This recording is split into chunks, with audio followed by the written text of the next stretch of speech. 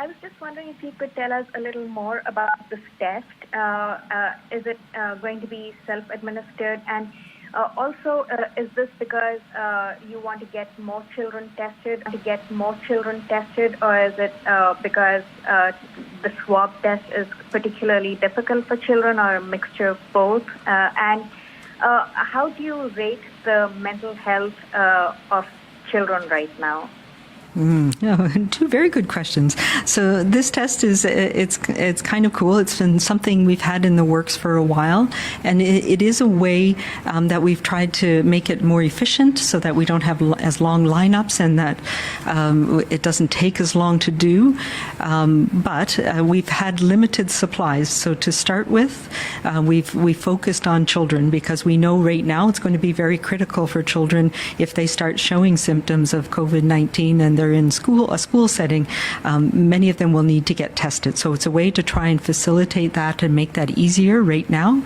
And yes, it can be done. It needs to be done at an assessment center, but it's done by the parent or the child themselves rather than a healthcare worker. So it's a combination of wanting to test more children, knowing that more children are going to need to be tested now that we're back in the school setting, and making it easier. Ideally, and this is our plan as we're ramping up our testing, is making this type of a saliva test or a gargle test.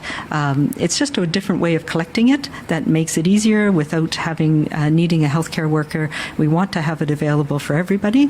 Right now, the focus is on children for the reasons of supply.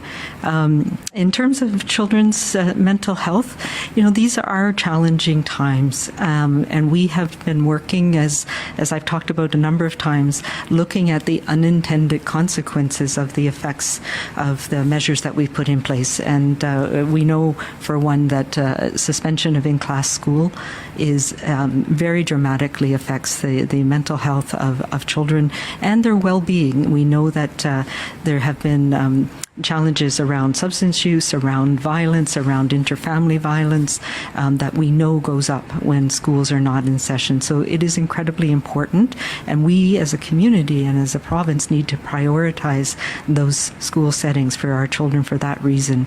We do have some information both from the survey that we did and from data that we've collected that shows that the mental health supports for many children have decreased, and it's not spread evenly. Some of that information I presented a few weeks ago, and it is available on the BC CDC website.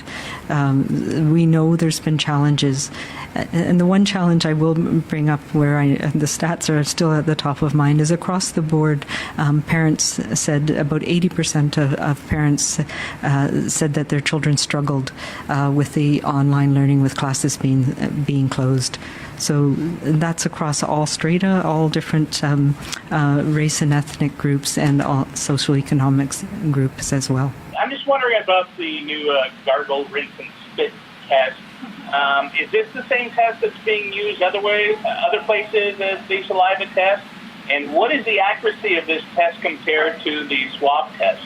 Yeah, so this is actually, the test is the same. And so we're still using a PCR test that is done at the laboratory. It's just a different method of collection. And it's been validated at the BC CDC lab. We've also got a saliva test that was validated at the St. Paul's lab.